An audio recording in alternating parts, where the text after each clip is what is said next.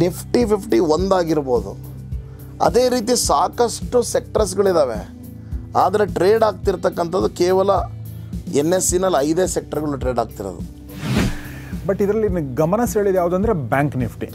50 ಕಂಪ್ನಿಗಳ momentum ಅಷ್ಟು ಜಾಸ್ತಿ ಆಗಲ್ಲ, ಒಂಥರ ಸ್ಟೇಬಲ್ ಇರುತ್ತದು. ಆದರೆ ಬ್ಯಾಂಕ್ ನಿಫ್ಟಿ ಅನ್ನೋದು ಆಪ್ಷನ್ ಸೆಲ್ಲಿಂಗಿಗೆ 67% ವಿನ್ನಿಂಗ್ ಚಾನ್ಸು, ಆಪ್ಷನ್ ಬೈಯಿಂಗಿಗೆ 33%. 3,000 ರೂಪಾಯಿ ಇಡೀ ತಿಂಗಳಿಗೆ ಕಳ್ಕೊಳಕ್ಕೆ ರೆಡಿ ಇದ್ದೀನಿ ಅಂದರೆ ಬರ್ರಿ ನಾನು ನಿಮಗೆ ಸ್ಟ್ರಾಟಜಿ ಹೇಳ್ಕೊಡ್ತೀನಿ. If you are ready to lose 3,000 rupees in a month, not in a day. ನಿಮ್ಮದೊಂದು ದಿನಚರಿ ಹೇಗಿರುತ್ತೆ ಸರ್, ಒಬ್ಬ ಇನ್ವೆಸ್ಟರ್, ಒಬ್ಬ ಟ್ರೇಡರ್ ಆಗಿ?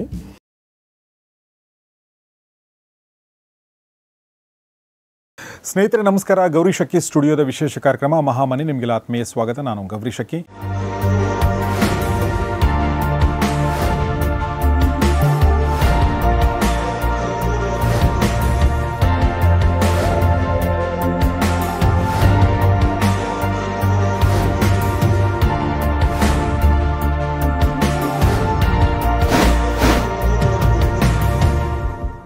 ಮಹಾಮನಿ ಕಾರ್ಯಕ್ರಮದಲ್ಲಿ ನಮ್ಮೊಂದಿಗೆ ಮತ್ತೊಂದು ಸಲ ಜಾಯ್ನ್ ಆಗಿದ್ದಾರೆ CA Dayanand Bangale, stock market training institute, Rajajinagar ಮತ್ತು ಈಗ ಹುಬ್ಬಳ್ಳಿ. ಇದರ ಮುಖ್ಯಸ್ಥರಾಗಿರುವಂಥ CA Dayanand Bangale sir. Sir welcome to the show. ನಮಸ್ಕಾರ ಸರ್. ನಮಸ್ಕಾರ. ಸೊ ಕಳೆದ ಒಂದು ಎಪಿಸೋಡ್ನಲ್ಲಿ ಕೂಡ ನಾವು ಅದ್ಭುತವಾದ ವಿಚಾರಗಳನ್ನ ಸರ್ ಹೇಳಿದ್ದಾರೆ. ನೋಡಿದವರು ದಯವಿಟ್ಟು ಅದನ್ನು ನೋಡಿ. ಮತ್ತು ಹುಬ್ಬಳ್ಳಿನಲ್ಲಿ ಸರ್ದೊಂದು ಟ್ರೈನಿಂಗ್ ಇನ್ಸ್ಟಿಟ್ಯೂಟ್ ಶುರು ಆಗಿದೆ. ಅಪ್ರೋಚ್ ಯಾರಿಗೆ ಆಸಕ್ತಿ ಇದೆ ದಯವಿಟ್ಟು ಅದನ್ನು ಅಪ್ರೋಚ್ ಮಾಡಿ ಅಂತ ಕೇಳ್ಕೊಳ್ತೀನಿ. ಇವತ್ತಿನ ಒಂದು ವಿಚಾರ ನಾನು ಕೇಳಬೇಕು ಅಂದ್ಕೊಂಡಿರೋದು ಏನು ಅಂತಂದರೆ, ಈಗ ಸರ್ ನಮಗೇನೆಂದರೆ ಇಂಡಿವಿಜುವಲ್ ಸ್ಟಾಕ್ಸ್ಗಳು, ರಿಲಯನ್ಸ್ ಇರ್ಬೋದು, ಟಾಟಾ ಇರ್ಬೋದು, ಈ ಥರ ಏನು ಇಂಡಿವಿಜುವಲ್ ಸ್ಟಾಕ್ಸ್ ಇರುತ್ತೆ, ಇದು ಒಂದು ಸ್ಟಾಕ್ ನಾವು ಹೂಡಿಕೆ ಮಾಡಿರ್ತೀವಿ ಮತ್ತು ಆ ಸ್ಟಾಕ್ ಬಿದ್ದರೆ ನಾವು ಲಾಸ್ ಆಗ್ತೀವಿ, ಆ ಸ್ಟಾಕ್ ಎದ್ದರೆ ನಮಗೆ ಲಾಭ ಆಗುತ್ತೆ. ಅದ್ರ ಬದಲಾಗಿ ನಾವು ಸಮೂಹಗಳಲ್ಲಿ ಏನಾದರೂ ಇನ್ವೆಸ್ಟ್ ಮಾಡಿದರೆ ಅದರಲ್ಲಿ 10 ಇದೆ ಅಂತಂದರೆ ಅದರಲ್ಲಿ 4 ಬಿದ್ದರೂ ಕೂಡ ನಿಮಗೆ ಲಾಭ ಆಗಿರುತ್ತೆ. ಇದು ಒಂದು ಹಳೆಯ ಸ್ಟ್ರಾಟಜಿದು. ಅದಕ್ಕೆ ನಾವು ನಿಫ್ಟಿ 50 ಅಂತ ಕರಿತೀವಿ. ಆ ನಿಫ್ಟಿ 50ನಲ್ಲಿ 50 ಕಂಪನಿಗಳಿರ್ತವೆ ಅಲ್ವಾ ಸರ್? 50 ಟಾಪ್ ಕಂಪನಿಗಳಿರ್ತವೆ. ಬಟ್ ನನ್ನ ಪ್ರಶ್ನೆ ಏನಂದರೆ, ಇವತ್ತಿನ ದಿನಕ್ಕೆ ಯಾವ ಸಮೂಹದ ಮೇಲೆ ನಾವು ಇನ್ವೆಸ್ಟ್ ಮಾಡಬಹುದು, ಯಾವ ಸಮೂಹ ಮುಂದಿನ ದಿನಗಳಲ್ಲಿ ಬೆಳೆಯುವಂಥ ಲಕ್ಷಣ ತೋರಿಸ್ಬೋದು, ಅದ್ರ ಬಗ್ಗೆ ದಯವಿಟ್ಟು ಹೇಳಿ ಸರ್. ಸೊ ಈಗ ನಿಫ್ಟಿ ಅನ್ನೋದ್ರ ಬಗ್ಗೆ ಹೇಳ್ತೀನಿ ಸರ್ ಫಸ್ಟ್ ನಿಮಗೆ. Yes sir. ಈ ನಿಫ್ಟಿ ಅನ್ನೋದು ಲಾಸ್ಟಿಗೆ ಕೇಳಿಸುತ್ತೆ 50 ಅಂತ. ನಿಫ್ಟಿ 50. ಎಸ್. ಸೊ ಅಂದರೆ ಭಾರತ ದೇಶದ 50 ಪ್ರಮುಖ ಕಂಪನಿಗಳ ಒಂದು ಸಮೂಹವನ್ನು ನಮ್ಮ ನ್ಯಾಷನಲ್ ಸ್ಟಾಕ್ ಎಕ್ಸ್ಚೇಂಜ್ ಮಾಡಿದೆ. ಅದರ ಹೆಸರು ನಿಫ್ಟಿ ಅಂತ ಕೊಟ್ಟಿದ್ದಾರೆ. ಈ ನಿಫ್ಟಿ ಅಂತ ಸ್ಟಾರ್ಟ್ ಮಾಡಿರೋದು ಏನಕ್ಕೆ ಅಂದರೆ, ಒಂದು ದೇಶದ ಸ್ಟಾಕ್ ಮಾರ್ಕೆಟಿನ ವ್ಯವಸ್ಥೆ, ಆರ್ಥಿಕ ವ್ಯವಸ್ಥೆ ಹೇಗಿದೆ ಅಂತ ನೋಡಲಿಕ್ಕೆ stock market is one of the parameter. Stock market ಒಳ್ಳೆ ರ್ಯಾಲಿ ಕೊಡ್ತಾ ಇದೆ ಅಂದರೆ ಭಯ ಜಾಸ್ತಿ ಇಲ್ಲ ಜನಕ್ಕೆ, ಒಳ್ಳೆ ಎಲ್ಲರೂ ಹೂಡಿಕೆ ಚೆನ್ನಾಗಿ ಮಾಡ್ತಾ ಇದ್ದಾರೆ, ಮಾರ್ಕೆಟ್ ಎಲ್ಲ ಚೆನ್ನಾಗಿದೆ ಅಂತ ಅರ್ಥ. ಸೊ ಹಾಗಾದರೆ ನಮ್ಮ ದೇಶದಲ್ಲಿ ಒಂದು 6,000ಕ್ಕಿಂತ ಹೆಚ್ಚಿಗೆ ಲಿಸ್ಟೆಡ್ ಕಂಪ್ನೀಸ್ಗಳಿದ್ದಾವೆ ಬಾಂಬೆ ಸ್ಟಾಕ್ ಎಕ್ಸ್ಚೇಂಜು ಮತ್ತು ನ್ಯಾಷನಲ್ ಸ್ಟಾಕ್ ಎಕ್ಸ್ಚೇಂಜ್ ನೋಡಿದ್ರೆ. ಸೊ ಒಂದೊಂದು ಕಂಪ್ನಿನೂ ಕೇಳೋಕ್ಕಾಗಲ್ಲ ನೀವು ಹೆಂಗೆ ಪರ್ಫಾರ್ಮ್ ಮಾಡ್ತಿದ್ದೀರಿ ಅಂತ. ಸೊ ಈ 50 ಕಂಪನಿಗಳು different sectors. For example IT ಸೆಕ್ಟರಿಂದ TCS ಕರ್ಕೊಂಬಂದು ಇಟ್ಕೊಳೋದು, ಈ 50 ಕಂಪ್ನಿ ಒಳಗೆ ಇನ್ಫೋಸಿಸ್ ಕರ್ಕೊಂಬಂದು ಇಟ್ಕೊಳೋದು, FMCG ಅಂತ ಬಂದಾಗ ಹಿಂದೂಸ್ತಾನ್ ಯುನಿಲಿವರು, ITC ಈ ಥರ ತೊಗೊಂಬಂದು ಇಟ್ಕೊಳೋ ಅಂಥದ್ದು. ಬ್ಯಾಂಕಿಂಗ್ ಅಂತಂದರೆ HDFC ಬ್ಯಾಂಕು, ICICI ಬ್ಯಾಂಕು, ಈ ಥರ ಒಂದು 13-14 ಡಿಫ್ರೆಂಟ್ ಸೆಕ್ಟರ್ಸ್. ಅಲ್ಲಿಂದ 50 ಕಂಪ್ನಿಗಳನ್ನು ಆಯ್ಕೆ ಮಾಡಿರ್ತಕ್ಕಂಥದ್ದೇ ನಿಫ್ಟಿ 50. ಸರ್ ಇದು 2 ಪ್ರಶ್ನೆ ಕೇಳಬೇಕು ಅನ್ಕೊಂಡೆ. ಇದನ್ನು ಮಾಡೋದು ಯಾರು ಅನ್ನೋದು ಒಂದು ಪ್ರಶ್ನೆ. ಮೊದಲನೇ ನ್ಯಾಷನಲ್ ಸ್ಟಾಕ್ ಎಕ್ಸ್ಚೇಂಜ್ ಅವರೇ ಮಾಡೋದು. ಎರಡನೇ ಪ್ರಶ್ನೆ ಏನಂದ್ರೆ, ಅಂದರೆ ಆಯಾ ಸೆಕ್ಟರ್ಗಳಿರುವಂತಹ ಟಾಪ್ ಕಂಪನಿಗಳನ್ನ ತಗೊಂಡ್ಬರ್ತಾರ ಅಥವಾ ಬೇರೆ ಕ್ರೈಟೀರಿಯಾ? ಟಾಪ್ ಕಂಪನಿ ಅಂತಂದ್ರೆ based on the market capitalisation. Okay. ಯಾರು ದೊಡ್ಡವರು ಅಂದ್ರೆ ಯಾರ ಹತ್ರ ದುಡ್ಡು ಜಾಸ್ತಿ ಇದೆ ಅವ್ರು ದೊಡ್ಡವರು ಅಂತ ಮಾರ್ಕೆಟ್ ಅಲ್ಲಿ. ಸೊ ಮಾರ್ಕೆಟ್ ಕ್ಯಾಪಿಟಲೈಸೇಷನ್ ಅಂದ್ರೆ based on the free float ಅಂತ ನಾವು ಕರಿತೀವಿ. ಸೊ ಅದು ಯಾರ್ಯಾರು ದೊಡ್ಡವರು ಇದ್ದಾರೆ ಆ ಸೆಕ್ಟರ್ನಲ್ಲಿ ಅವ್ರನ್ನ ತೊಗೊಂಬಂದರೆ ಅವ್ರು ಹೇಗೆ ಪರ್ಫಾರ್ಮ್ ಮಾಡ್ತಾಯಿದ್ದಾರೆ ಅದಕ್ಕೆ ರಿಫ್ಲೆಕ್ಷನ್ ಆಗಿ ನಿಫ್ಟಿ 50 ವರ್ಕ್ ಆಗುತ್ತೆ. ಸೊ ಈಗ ನಿಫ್ಟಿ 50 ಒಂದಾಗಿರ್ಬೋದು. ಅದೇ ರೀತಿ ಸಾಕಷ್ಟು ಸೆಕ್ಟರ್ಸ್ಗಳಿದ್ದಾವೆ. ಆದರೆ ಟ್ರೇಡ್ ಆಗ್ತಿರ್ತಕ್ಕಂಥದ್ದು ಕೇವಲ NSEನಲ್ಲಿ 5 ಸೆಕ್ಟರ್ಗಳು ಟ್ರೇಡ್ ಆಗ್ತಿರೋದು. Okay. Nifty, bank Nifty, Fin Nifty, mid cap Nifty ಹಾಗೂ ನಿಫ್ಟಿ ನೆಕ್ಸ್ಟ್ 50. ಅಂದರೆ ನಿಫ್ಟಿ 50 ಆದಮೇಲೆ ನೆಕ್ಸ್ಟ್ 50 ಕಂಪ್ನಿಗಳದು. ಸೊ ಇದು ಟ್ರೇಡ್ ಆಗ್ತಾ ಇರ್ತಕ್ಕಂಥದ್ದು. ಇನ್ನು ಟ್ರೇಡ್ ಆಗಲಿಲ್ಲದಂಥ ಸೆಕ್ಟರ್ಸ್ಗಳು ಸಾಕಷ್ಟು ಬೀಸ್ಗಳು ನಮಗಲ್ಲಿ ಸಿಗುತ್ತೆ. IT ಸಿಗುತ್ತೆ, ಮೆಟಲ್ ಬೀಸ್ ಸಿಗುತ್ತೆ, FMCG ಸಿಗುತ್ತೆ, ಸಾಕಷ್ಟು ಸಿಗುತ್ತೆ. ಬೀಸ್ ಅಂದ್ರೆ ಒಂದೇ ನಿಫ್ಟಿ ಅಂದ್ರೆ ಇಲ್ಲ ಸಮೂಹನೇ ತಾನೇ ಅದು ಕೂಡ? ಕರೆಕ್ಟ್ ಒಂದು ನಿಮಿಷ ಬರ್ತೀನಿ ಸರ್. ಈಗ ಇಡೀ ನಿಫ್ಟಿ ಫಾರ್ ಎಕ್ಸಾಂಪಲ್ ಇವತ್ತು 25,000ಕ್ಕೆ ನಡೀತಾ ಇದೆ ಸರ್. 25,000ಕ್ಕೆ ನಡೀತಾ ಇದೆ ಸರಿ ಸರ್, ನಾವೇನಾರ ದುಡ್ಡು ಹೂಡಿಕೆ ಮಾಡ್ಬೋದಾ ಇಡೀ ಸೆಕ್ಟರ್ನಲ್ಲಿ? 2000ನೇ ಇಸ್ವಿ ತನಕ 2002 2003 ತನಕ ಪ್ರಾವಿಷನ್ ಇರಲಿಲ್ಲ. ಆದರೆ 2003ರಿಂದ ಇತ್ತೀಚೆಗೆ ಬೀಸ್ ಅನ್ನೋ ಒಂದು ಕಾನ್ಸೆಪ್ಟ್ ಸ್ಟಾರ್ಟ್ ಆಯ್ತು. ಅದರ ಹೆಸರು ಬೀಸ್, BEES. ಓಕೆ. ಬೀಸ್ ಅಂತಂದರೆ bench mark exchange traded scheme ಅಂತ ಅರ್ಥ. ಸೊ ಇದನ್ನೊಂದು ಸಣ್ಣದಾಗಿ ಹೇಳಬೇಕು ಅಂದರೆ, ಇಕ್ವಿಟಿ ಅಂತಂದರೆ ಒಂದು ಕಂಪನಿಯಲ್ಲಿ ನಾವು ಹೂಡಿಕೆ ಮಾಡ್ತಕ್ಕಂಥದ್ದು. ನಾವು ಓನರ್ಸ್ ಅಂತ ಕರೆಯಲ್ಪಡ್ತೀವಿ. ನಾವು ಒಂದೇ ಶೇರ್ ತೊಗೋಬೋದು. ಅಂದರೆ ಹಾಸಿಗೆ ಇದ್ದಷ್ಟು ಕಾಲು ಚಾಚು. ಒಂದು ಫಾರ್ ಎಕ್ಸಾಂಪಲ್ 1,000 ರೂಪಾಯಿಗೆ ಒಂದು ಶೇರ್ ಇದ್ದರೆ ನಮ್ಮ ಹತ್ರ 1,000 ರೂಪಾಯಿ ದುಡ್ಡಿದ್ರೆ ಒಂದು ಶೇರ್ ತೊಗೋಬೋದು. 2,000 ರೂಪಾಯಿ ಇದ್ದರೆ 2 ಶೇರ್ ತೊಗೋಬೋದು. ಇದಕ್ಕೆ ಶೇರ್ಸ್ ಅಂತ ಕರೆಯಲ್ಪಡುತ್ತೆ. ಇದು ನಮ್ಮ ಡಿಮ್ಯಾಟ್ ಅಕೌಂಟಲ್ಲಿರುತ್ತೆ. ಹೌದು. ಈಗ ಇನ್ನೊಂದು ಕಾನ್ಸೆಪ್ಟು ಮ್ಯೂಚುವಲ್ ಫಂಡ್ ಅಂತ. ಆ ಮ್ಯೂಚುವಲ್ ಫಂಡ್ ಅಂದರೆ ನಮ್ಮ ಹಣಗಳನ್ನೆಲ್ಲ ತೊಗೊಂಡೋಗಿ ನಾವು ಒಂದು ಅಸೆಟ್ ಮ್ಯಾನೇಜ್ಮೆಂಟ್ ಕಂಪ್ನಿ ಯಾವ್ದಾರು ಇರ್ಬೋದು, ICICI ಇರ್ಬೋದು, ಮಿರಾ ಇರ್ಬೋದು, HDFC ಇರ್ಬೋದು, ಸ್ಟೇಟ್ ಬ್ಯಾಂಕ್ ಆಫ್ ಇಂಡಿಯಾ ಇರ್ಬೋದು, ಅವ್ರ ಕೈಯಲ್ಲಿ ಕೊಡ್ತೀವಿ. ನಮ್ಮ ಎಲ್ಲರ ಹಣವನ್ನು ಸಂಗ್ರಹಿಸಿ ನಮ್ಮ ಪರವಾಗಿ ಅವರು ಇನ್ವೆಸ್ಟ್ ಮಾಡ್ತಾರೆ. ಅದಕ್ಕೆ ಮ್ಯೂಚುವಲ್ ಫಂಡ್ಸ್ ಅಂತ ಕರಿತೀವಿ. ಫಾರ್ ಎಕ್ಸಾಂಪಲ್ 1,000 ರೂಪಾಯಿಗೆ ಒಂದು ಶೇರ್ ಇದೆ, ಬಟ್ ನಾವು ತಿಂಗಳ 100 ರೂಪಾಯಿ ಹಾಕ್ತಾಯಿದ್ದೀವಿ ಸರ್. 100 ರೂಪಾಯಿದಲ್ಲಿ ಎಲ್ಲಿ 1,000 ಶೇರ್ ತೊಗೊಳಕ್ಕೆ ಬರಲ್ಲ. ಆದರೆ ನಮ್ಮ ಥರದರೆ 100 ರೂಪಾಯಿ ಕೊಡುವಂಥವ್ರು ಭಾಳ ಜನ ದುಡ್ಡು ಅವ್ರ ಕೈಯಲ್ಲಿ ಕೊಟ್ಟಾಗ ನಮ್ಮ ಎಲ್ಲರ ಪರವಾಗಿ ಅವ್ರೊಂದು ಶೇರ್ ತೊಗೊತಾರಲ್ಲಿ. ಸೊ ಅರ್ಥ ಏನು ಅಂದರೆ, ನಮ್ಮ 1,000 ರೂಪಾಯಿದಲ್ಲಿ ನಮಗೆ ಶೇರ್ ತೊಗೊಳಕ್ಕೆ ಒಂದು 100 ರೂಪಾಯಿದಲ್ಲಿ ತೊಗೊಳಕ್ಕೆ ಆಗ್ತಿರಲಿಲ್ಲ, ಬಟ್ 100 ರೂಪಾಯಿದಲ್ಲಿ 1,000 ರೂಪಾಯಿ ಶೇರ್ ತೊಗೊಬೋದು ಮ್ಯೂಚುವಲ್ ಫಂಡ್ಸ್ ಮುಖಾಂತರ. ಇದಕ್ಕೆ ನಾವು ಕರಿತೀವಿ ಯೂನಿಟ್ಸ್ ಅಂತ. ಓಕೆ. ಯಾಕಂದ್ರೆ ನಾವೆಲ್ಲ ಮ್ಯೂಚುವಲ್ ಫಂಡಲ್ಲಿ ಇನ್ವೆಸ್ಟ್ ಮಾಡಿರ್ತೀವಿ, ಶೇರ್ಸ್ ಅಂತ ಹೇಳಲ್ಲ, ಯೂನಿಟ್ಸ್ ಅಂತ ಪದ ಉಪಯೋಗಿಸ್ತೀವಿ. Okay okay. ಅದು ಯಾರ ಅಕೌಂಟ್ನಲ್ಲಿರುತ್ತೆ? ಅಸೆಟ್ ಮ್ಯಾನೇಜ್ಮೆಂಟ್ ಕಂಪ್ನಿ ಅವ್ರ ಅಕೌಂಟ್ನಲ್ಲಿರುತ್ತೆ. ನಾವು ದಿನ ಬೆಳಗ್ಗೆ ಎದ್ದ ತಕ್ಷಣ ನೋಡ್ತೀವಿ, ನನ್ನ ಮ್ಯೂಚುವಲ್ ಫಂಡ್ ಎಷ್ಟಾಗಿದೆ ಇವತ್ತು ಬೆಲೆ ಅಂತ ಪ್ರತಿಯೊಬ್ಬರು ನೋಡ್ಕೊತಾರೆ. ಅದಕ್ಕೆ NAV ಅಂತ ಕರಿತೀವಿ, ನೆಟ್ ಅಸೆಟ್ ವ್ಯಾಲ್ಯೂ ಅಂತ ಕರಿತೀವಿ. ಸೊ ಅಲ್ಲಿ ನೋಡ್ಕೋಬೋದು ಅಷ್ಟೇ, ಬಟ್ ಯಾರ ಅಕೌಂಟ್ನಲ್ಲಿರುತ್ತೆ? ಅವ್ರ ಅಕೌಂಟ್ನಲ್ಲಿರುತ್ತೆ. ಓಕೆ. ಸೊ ಈ ಮ್ಯೂಚುವಲ್ ಫಂಡಿನ ಒಂದು ಸ್ಪೆಷಾಲಿಟಿ ಏನು ಅಂದರೆ, ಅವ್ರು ಯಾವುದೋ ಒಂದು ಕಂಪ್ನಿನಲ್ಲಿ ಹೂಡಿಕೆ ಮಾಡಲ್ಲ. ನಮ್ಮ ಹಣವನ್ನು ತೊಗೊಂಡು 10 ಕಂಪ್ನಿಗಳಲ್ಲಿ ಸ್ವಲ್ಪ ದುಡ್ಡು ಹಾಕ್ತಾರೆ. ಬಟ್ ಅಲ್ಲೂ ಕೂಡ ನಾವು ವಾಪಸ್ ತೊಗೋಬೋದು. ನಾನು ಏನು ಹೇಳ್ತಿದ್ದೀನಿ ಅಂದರೆ, ಈ ಬೀಸ್ ಬಗ್ಗೆ ಹೇಳ್ತಿದ್ದೀನಿ. ಸೊ ಶೇರ್ಸ್ ಅಂದರೆ ಒಂದೊಂದೇ ಕಂಪ್ನಿ ಶೇರ್ಗಳನ್ನು ನಾವು ತೊಗೊಳೋದು ನಮ್ಮ ಅಕೌಂಟ್ನಲ್ಲಿರುತ್ತೆ. ಮ್ಯೂಚುವಲ್ ಫಂಡ್ಸ್ ಅಂತಂದರೆ ನಮ್ಮ ಹಣವನ್ನು ಬೇರೆ ಯಾರೊಬ್ರು ಮ್ಯಾನೇಜ್ ಮಾಡ್ತಾರೆ, ಬೇರೆ ಕಂಪ್ನಿಗಳಲ್ಲಿ ಸೆಕ್ಟರ್ಗಳಲ್ಲಿ ದುಡ್ಡು ಹೂಡಿಕೆ ಮಾಡ್ತಾರೆ. ಅದಕ್ಕೆ ಯೂನಿಟ್ಸ್ ಅಂತ ಕರೀತಾರೆ, ಅದು ಅವ್ರ ಅಕೌಂಟಲ್ಲಿರುತ್ತೆ. ಎಕ್ಸಾಕ್ಟ್ಲಿ. ಈಗ ಬೀಸ್ ಅಂತಂದರೆ ಯೂನಿಟ್ಸ್ಗಳನ್ನು ನಮ್ಮ ಅಕೌಂಟ್ನಲ್ಲಿ ಇರ್ತಕ್ಕಂಥದ್ದು. Okay okay okay. ಅಂದರೆ ಸಾಕಷ್ಟು ಡಿಫ್ರೆಂಟ್ ಕಂಪ್ನಿಗಳಲ್ಲಿ ಸೆಕ್ಟರ್ಸ್ಗಳಲ್ಲಿ ಹೂಡಿಕೆ ಮಾಡಿರ್ತಕ್ಕಂಥ ಒಂದು ಹಣ ಯೂನಿಟ್ಸ್ ಅಂತ ಕರೆಯಲ್ಪಡುತ್ತೆ. ಅದು ನಮ್ಮ ಅಕೌಂಟ್ನಲ್ಲಿ ಇರ್ಬೋದು. ಹೆಂಗೆ? ಇದು ವ್ಯವಸ್ಥೆಯನ್ನು ನ್ಯಾಷನಲ್ ಸ್ಟಾಕ್ ಎಕ್ಸ್ಚೇಂಜ್ ಮಾಡಿದ್ದಾರೆ. ಇದನ್ನೇ ನಾವು ಹೇಳ್ಕೊಡ್ತೀವಿ ಇದನ್ನು. ಸೊ ಇದರಲ್ಲಿ ಡಿಫ್ರೆಂಟ್ ಸೆಕ್ಟರ್ಸ್ಗಳಿದ್ದಾವೆ. IT ಸೆಕ್ಟರ್ ಇದೆ, ಮೆಟಲ್ ಸೆಕ್ಟರ್ ಇದೆ, FMCG ಇದೆ, ಆಯಿಲ್ ಇದೆ, ಡಿಫೆನ್ಸ್ ಇದೆ, ರಿಯಾಲಿಟಿ ಇದೆ, ಇನ್ಫ್ರಾಸ್ಟ್ರಕ್ಚರ್ ಇದೆ, ಫಾರ್ಮಸಿ ಇದೆ. ಸೊ ಹಾಗೂ ಹೊರಗಡೆ ದೇಶಕ್ಕೆ ಹೋಗಿ ಮಾಡ್ಬೋದು, ಇನ್ವೆಸ್ಟ್ ಮಾಡ್ಬೋದು. ಇಲ್ಲೇ ಕೂತ್ಕೊಂಡು, ಬೆಂಗಳೂರಿನಲ್ಲೇ ಕೂತ್ಕೊಂಡು, ಹುಬ್ಬಳ್ಳಿನಲ್ಲೇ ಕೂತ್ಕೊಂಡು, ನಮ್ಮೂರಲ್ಲಿ ನಾವು ಕೂತ್ಕೊಂಡು ಅಮೇರಿಕಾ ಏನಾದರೂ ಫಾಲ್ ಆಗಿದ್ದರೆ ಮಫಾಂಗ್ ಅಂತ ಒಂದು ETF ಇದೆ. Okay okay. MAFANG. ಏನು ಸರ್ ಇದು ಅಂದರೆ, ಅಮೇರಿಕಾದ 10 ಟಾಪ್ ಕಂಪ್ನಿಗಳ ಒಂದು ಸಮೂಹ. M for Microsoft, A for Amazon, F for Flipkart. So ಈ ಥರ ಮಫಾಂಗ್. ಅದೇ ರೀತಿ ನ್ಯಾಸ್ಡ್ಯಾಕ್ MON 100 ಅಂತ ಒಂದು ETF ಇದೆ ಅಥವಾ ಬೀಸ್ ಇದೆ, ಅದನ್ನು ತೊಗೋಬೋದು. ಸೊ ಡಿಫ್ರೆಂಟು ಈ ಥರ ಸಮೂಹಗಳನ್ನು ತೊಗೋಬೋದು. ನಾವು ಸಮೂಹಗಳ ಬಗ್ಗೆ ಮಾತಾಡ್ತಾ ಇದ್ವಿ. ಸಮೂಹಗಳಲ್ಲಿ ಮೊದಲನೇದಾಗಿ ಕಾಣದೆ ನಮ್ಮ ಸರ್ ಹೇಳಿರುವ ಹಾಗೆ ನಿಫ್ಟಿ 50 ಮತ್ತು ಬೇರೆ ಸಮೂಹಗಳನ್ನ ಅಂದರೆ ಸ್ಟಾಕ್ ಮಾರ್ಕೆಟ್ಗಳ ಒಂದು ಫಿನ್ ನಿಫ್ಟಿ ಅದನ್ನೆಲ್ಲ ಹೇಳಿದರು. ಬಟ್ ಇದರಲ್ಲಿ ಗಮನ ಸೆಳೆಯೋದು ಯಾವುದಂದ್ರೆ ಬ್ಯಾಂಕ್ ನಿಫ್ಟಿ. ಸೊ ಈಗ ಬ್ಯಾಂಕ್ ನಿಫ್ಟಿನಲ್ಲಿ ಟ್ರೇಡ್ ಮಾಡಬೇಕು ಅಂದರೆ ಏನು ಗಮನದಲ್ಲಿ ಇಟ್ಕೋಬೇಕು, ಏನು ಯೋಚನೆ ಮಾಡಬೇಕು ಸರ್? ಬ್ಯಾಂಕ್ ನಿಫ್ಟಿ ಅನ್ನೋದು ಹೈಲಿ ವೊಲಟೈಲ್ ಇರ್ತಕ್ಕಂಥ ಒಂದು ಇಂಡೆಕ್ಸ್. ಅದು ಯಾಕೆ ಅಂದರೆ ನಿಫ್ಟಿ ಅಂದ ತಕ್ಷಣ 50 ಕಂಪ್ನೀಸ್ಗಳು ಕೇಳ್ಪಡ್ತವೆ. ನಮಗೆ 50 ಕಂಪ್ನಿಗಳ ಮೂಮೆಂಟಮ್ ಅಷ್ಟು ಜಾಸ್ತಿ ಆಗೋಲ್ಲ, ಒಂಥರ ಸ್ಟೇಬಲ್ ಇರುತ್ತದು. ಆದರೆ ಬ್ಯಾಂಕ್ ನಿಫ್ಟಿ ಅನ್ನೋದು ಕೇವಲ 12 ಬ್ಯಾಂಕ್ಗಳ ಒಂದು ಸಮೂಹ. ಈ 12 ಬ್ಯಾಂಕ್ನಲ್ಲಿ ಪಬ್ಲಿಕ್ ಸೆಕ್ಟರ್ ಬ್ಯಾಂಕ್ ಇರ್ಬೋದು, ಪ್ರೈವೇಟ್ ಸೆಕ್ಟರ್ ಬ್ಯಾಂಕ್ಸ್ಗಳು ಇರ್ಬೋದು. ಟಾಪ್ 12 ಬ್ಯಾಂಕ್ಸ್ ಇಲ್ಲಿ ನಮ್ಮ ಸಮೂಹದಲ್ಲಿದ್ದಾವೆ. ಸೊ ಇಲ್ಲಿ ಟ್ರೇಡ್ ಮಾಡೋರು ಏನು ಗಮನ ವಹಿಸಬೇಕು ಅಂತ ನನಗೊಂದು ಪ್ರಶ್ನೆ ಕೇಳಿದ್ರೆ, ಸೊ ಏನು ಮಾಡಬೇಕು ಇಲ್ಲಿ ಟ್ರೇಡ್ ಮಾಡೋರು ಅಂದರೆ, ಫಸ್ಟ್ ಆಫ್ ಆಲ್ ಈ ಬ್ಯಾಂಕ್ ನಿಫ್ಟಿಯ ವೇಟೇಜ್ನ ನೋಡ್ಕೋಬೇಕು. ಫಸ್ಟ್ ಪಾಯಿಂಟ್ ಅವರು ಮೊದಲನೇ ಕೆಲಸ ಅವ್ರು ಏನು ಮಾಡಬೇಕು ಅಂದರೆ, ಈ 12 ಬ್ಯಾಂಕ್ನಲ್ಲಿ ತೂಕ ಯಾರ್ದು ಜಾಸ್ತಿ ಇದೆ ಇದರಲ್ಲಿ. HDFC ಬ್ಯಾಂಕು, ICICI ಬ್ಯಾಂಕ್ ಇಬ್ಬರದೇ ಸೇರಿದ್ರೆ 52% ತೂಕ ಬರುತ್ತೆ. ಓಕೆ. ಇನ್ನು 10 ಬ್ಯಾಂಕುಗಳು ಸೇರಿ 48% ಇದೆ.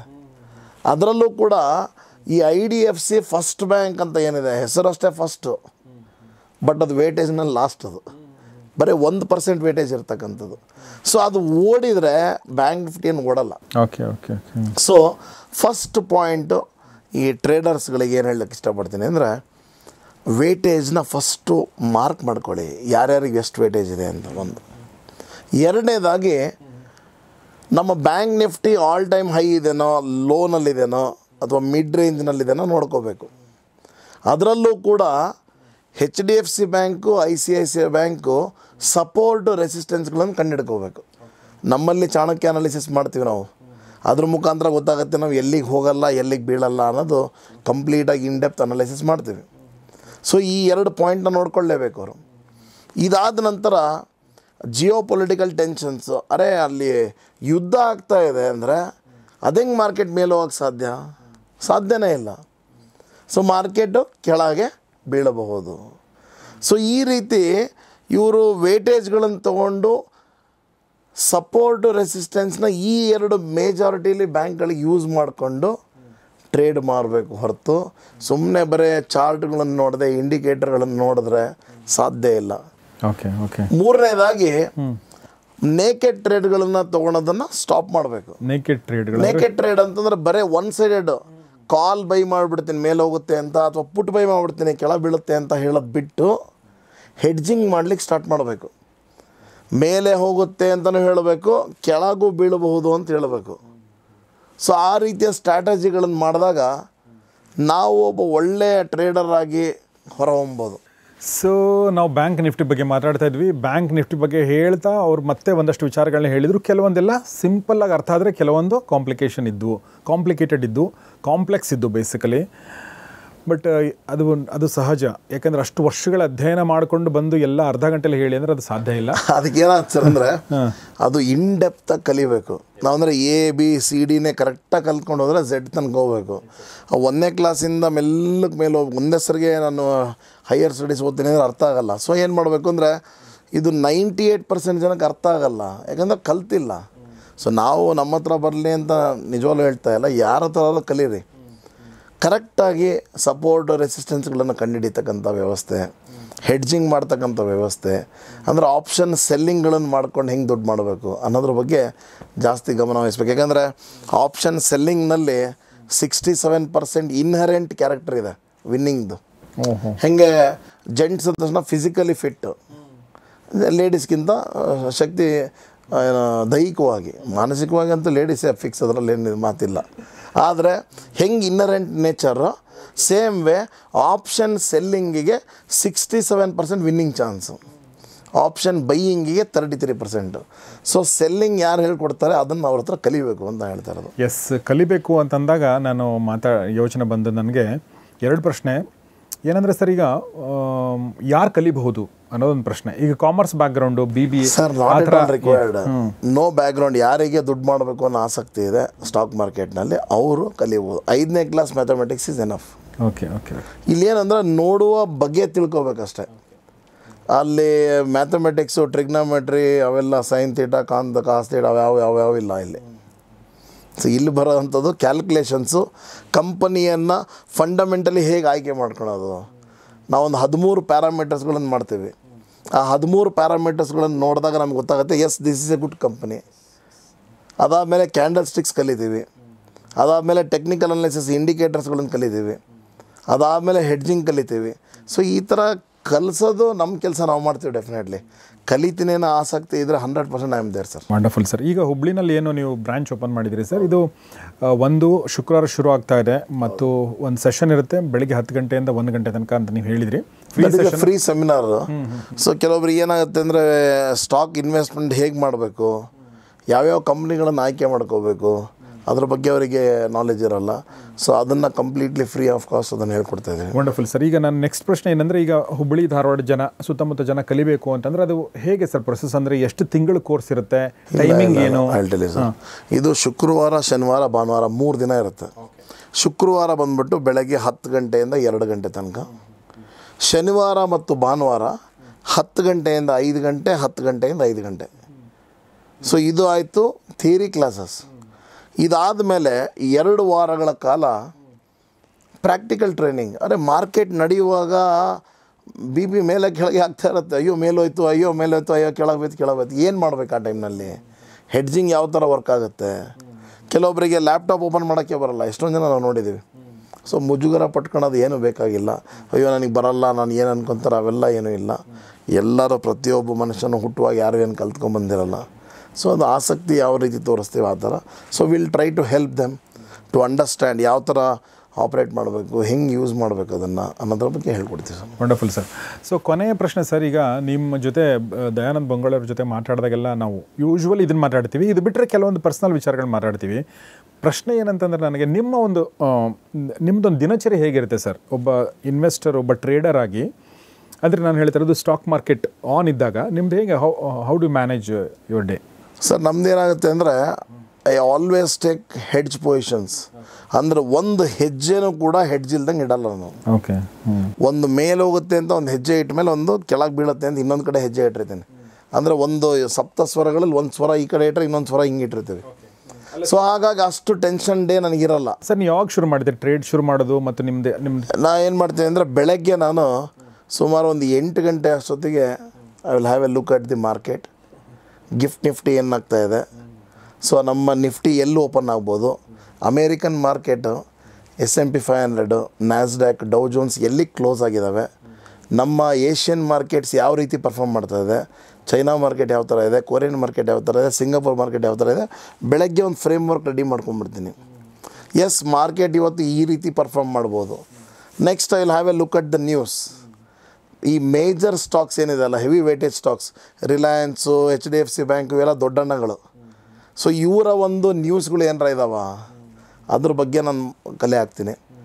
ಮತ್ತು ಗ್ಲೋಬಲಿ ಏನಾರ ಟೆನ್ಷನ್ಸ್ಗಳಿದಾವ ಅದನ್ನು ನೋಡ್ಕೊತೀವಿ. ಅದನ್ನು ನೋಡ್ಕೊಂಡ ನಂತರ ಒಂದು frame is ready that market can be bullish but not super bullish, or market can be neutral ಅನ್ನೋ ಒಂದು ಕ್ಲಿಯರ್ ಬಂದ್ಬಿಡುತ್ತೆ ಪಿಕ್ಚರ್. ಅದಕ್ಕೆ ತಕ್ಕ ಹಾಗೆ ಸ್ಟ್ರಾಟಜಿಗಳನ್ನು ಹಾಕ್ತೀವಿ. So whole day will not be in tension. ಒಂದು ಸರಿ ಆರ್ಡ್ರ್ ಹಾಕಿದ ಮೇಲೆ ದುಡ್ಡು ತೊಗೊಂಬರೋದಂತೂ ಗ್ಯಾರಂಟಿ. ಎಷ್ಟು ತೊಗೊಂಬರ್ತೀವಿ ಅನ್ನೋದು ಕೆಲವೊಂದು ಸರಿ ಮೈನಸ್ ಆಗೋವಂಥ ಸಾಧ್ಯತೆಗಳಿರ್ತವೆ. ಬಟ್ ಓಕೆ, ಒಂದು 100 ರೂಪಾಯಿ ದುಡಿಬೇಕು ಅಂತ ಹೊರಟಾಗ ಒಂದು 2 ರೂಪಾಯಿ ಮೈನಸ್ ಆದರೂ ಪರವಾಗಿಲ್ಲ, 98 ರೂಪಾಯಿ ಸ್ಟಿಲ್ ಇಂಟು ಪ್ರಾಫಿಟ್. ನಂದು ಉದ್ದೇಶನೇ ಅಷ್ಟೇ, ಯಾವಾಗಲೂ ಪ್ರತಿಯೊಬ್ಬರಿಗೂ ಹೇಳೋದು ಅಷ್ಟೇ. ಎಷ್ಟು ದುಡಿತೀನಿ ಅನ್ನೋದಕ್ಕಿಂತ ಇಷ್ಟು ಕಳ್ಕೊಳಕ್ಕೆ ರೆಡಿ ಇದ್ದೀರಾ. ನಾನು ಪ್ರತಿಯೊಬ್ಬರಿಗೆ ಹೇಳೋದು 3000 ರೂಪಾಯಿ ಇಡೀ ತಿಂಗಳಿಗೆ ಕಳ್ಕೊಳಕ್ಕೆ ರೆಡಿ ಇದ್ದೀನಿ ಅಂದರೆ ಬರ್ರಿ ನಾನು ನಿಮಗೆ ಸ್ಟ್ರಾಟಜಿ ಹೇಳ್ಕೊಡ್ತೀನಿ. If you are ready to lose 3000 rupees in a month, not in a day. ಒಂದು 40,000 ರೂಪಾಯಿ ಇನ್ವೆಸ್ಟ್ಮೆಂಟ್ ಇದ್ದರೆ ಸಾಕು. ಕಳ್ಕೊಂಡ್ರೆ 3,000 ಬಂದರೆ ಅನ್ಲಿಮಿಟೆಡ್ ಬರ್ಬೋದು. ಸೊ ಅದಕ್ಕೆ ಯಾವ ರೀತಿಯ ಸಿದ್ಧತೆಗಳು ಬೇಕು. ಸೊ ಆಯ್ತು ಸರ್, ಈ 3,000 ರೂಪಾಯಿ ಲಾಸು, ಆ 3,000 ಲಾಸ್ ಆಗಬಾರ್ದು ಅಂದರೆ ಏನು ಮಾಡ್ಬೋದು? ಇನ್ನೂ ಒಂದು 60,000 ದುಡ್ಡು ಜಾಸ್ತಿ ಇರಬೇಕು. ಓಕೆ. ಸೊ 40,000 ಇದ್ದರೆ ಒಂದು ಆರ್ಡ್ರ್ ತೊಗೊತೀವಿ. ಆ ಲಾಸು ಆಗಲಿಲ್ಲ ಹೊರಗೆ ಬರಲಿಕ್ಕೆ ಮತ್ತೆ ಅದಕ್ಕೆ ರಿವರ್ಸ್ ಮೆಕ್ಯಾನಿಸಮ್ ಹಾಕಿ ತೊಗೊಂಬರ್ಲಿಕ್ಕೆ ಇನ್ನೊಂದು 60,000 ಬೇಕು. ಸೊ ಈ ಥರ ಸ್ಟ್ರಾಟಜೀಸ್ ವಿಲ್ ಲರ್ನ್. ಈ ಥರ ಸ್ಟ್ರಾಟಜಿಗಳನ್ನ ಕಲ್ತ್ಕೊಳ್ಳಿ ಮತ್ತು ಫೈನಾನ್ಷಿಯಲಿ ಸ್ಟ್ರಾಂಗ್ ಆಗಿ, ಇಂಡಿಪೆಂಡೆಂಟ್ ಆಗಿ ಅಂತ ಹೇಳ್ತಾ ಈ ಎಲ್ಲ ವಿಚಾರಗಳನ್ನು ಹೇಳಿರುವಂಥ CA ದಯಾನಂದ್ ಬಂಗಾಳೆ ಸರ್ಗೆ ನಿಮ್ಮೆಲ್ಲರ ಪರವಾಗಿ ಧನ್ಯವಾದ ಹೇಳಕ್ಕೆ ಇಷ್ಟಪಡ್ತೀನಿ ಸರ್. ತುಂಬ ಧನ್ಯವಾದ ನಿಮಗೆ. Thank you very much. ಮತ್ತೆ ಭೇಟಿಯಾಗೋಣ, ಮತ್ತೊಂದಷ್ಟು ವಿಚಾರಗಳನ್ನ ಮಾತಾಡೋಣ ಅಂತ ಹೇಳ್ತಾ ಸ್ನೇಹಿತರೆ ಈ ಕಾರ್ಯಕ್ರಮ ಮುಗಿಸ್ತಾ ಇದ್ದೀನಿ. ಮುಗಿಸೋಕ್ಕಿಂತ ಮುಂಚೆ ನಾನು ಈಗಾಗಲೇ ಹೇಳಿರುವ ಹಾಗೆ ಇದೇ ಶುಕ್ರವಾರ 30ನೇ ತಾರೀಕು CA Dayanand Bangale stock market training institute ಹುಬ್ಬಳ್ಳಿನಲ್ಲಿ ಕೂಡ ಶುರು ಆಗ್ತಾ ಇದೆ. ಆಸಕ್ತರು ದಯವಿಟ್ಟು ಹೋಗಿ, ಸುಮ್ಮನೆ ಕುತೂಹಲಕ್ಕಾದರೂ ಹೋಗಿ. ನೀವು ಕಲಿತಿರೋ ಆಮೇಲೆ ಅದು ಬೇರೆ ವಿಚಾರ, ಬಟ್ ಅಟ್ಲೀಸ್ಟ್ ಒಂದು ಫ್ರೀ ಸೆಷನ್ ಅಟೆಂಡ್ ಮಾಡಿ, ನಿಮ್ಮ ಸ್ನೇಹಿತರನ್ನ ಕರ್ಕೊಂಡು ಹೋಗಿ, ಆಮೇಲೆ ನೀವು ನಿರ್ಧಾರ ಕೈಗೊಳ್ಳಿ. ಅಷ್ಟು ಹೇಳ್ತಾ ಇವತ್ತಿನ ಈ ಎಪಿಸೋಡ್ ಮುಗಿಸ್ತಾ ಇದ್ದೀನಿ. ನೋಡ್ತಾರೆ ಗೌರಿಶಿಕ್ ಸ್ಟುಡಿಯೋ, ನೋಡ್ತಾರೆ ಮಹಾಮನಿ ಕಾರ್ಯಕ್ರಮ. ನಮಸ್ಕಾರ.